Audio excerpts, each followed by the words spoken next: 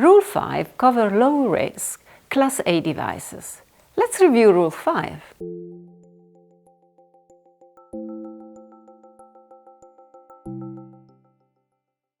Rule 5 includes 3 indents.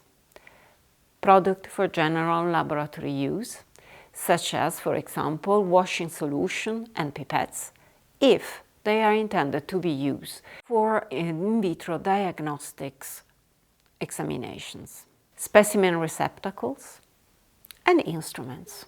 With regard to instruments, the guidance provides an important clarification. Instruments to be used with reagents and kits will be classified as Class A.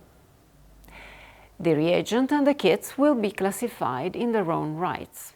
Instrument with an independent measuring function and no additional reagent will be classified according to the intended purpose of the analysis.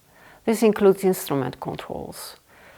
Based on this clarification, instrument will not always be Class A.